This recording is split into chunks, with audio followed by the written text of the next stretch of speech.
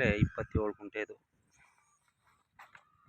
ಒಂದೇ ಫ್ಲ್ಯಾಟು, ಕೆಂಪು ಮಣ್ಣು ಬರುತ್ತೆ ಇದು. ಅಗ್ರಿಮೆಂಟ್ ಹೋಲ್ಡರ್ ಹತ್ರ ಇದೆ. ಅಂದರೆ ಕೆಂಪು ಮಣ್ಣು, ಇಟ್ಟಿಗೆ ಮಣ್ಣು ಇದು. ಅಂದರೆ ವಿಲೇಜ್ಗೆ ಅಟ್ಯಾಚ್ ಆಗಿದೆ.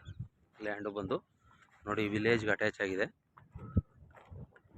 ಅದು ಬೇಲಿ ಏನು ಕಾಣಿಸ್ತಿದೆ ಅಲ್ಲಿಂದ ಮತ್ತು ಅಲ್ಲಿ ಕೆಂಪು ಕಾಣಿಸ್ತಿದೆ, ಅಲ್ಲಿ ಬಂದು ಈ ತೇವ್ರ ತನಕ ಸೇರ್ಕೊಳ್ಳುತ್ತೆ. 2 ಎಕರೆ 27 ಗುಂಟೆ ಇದು ಅಗ್ರಿಮೆಂಟ್ ಆಗಿದೆ.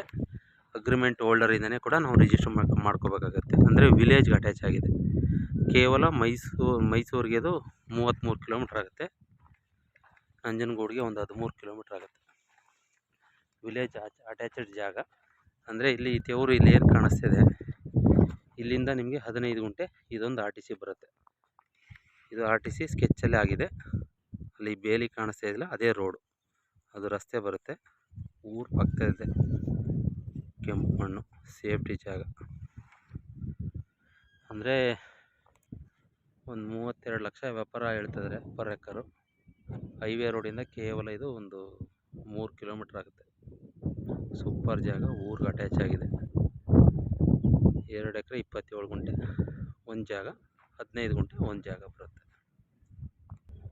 ಬೇಕು ಅಂದರೆ ಕೆಳಗಡೆ ನಾನು ನಂಬರ್ ಕೊಟ್ಟಿರ್ತೀನಿ, 9620535066.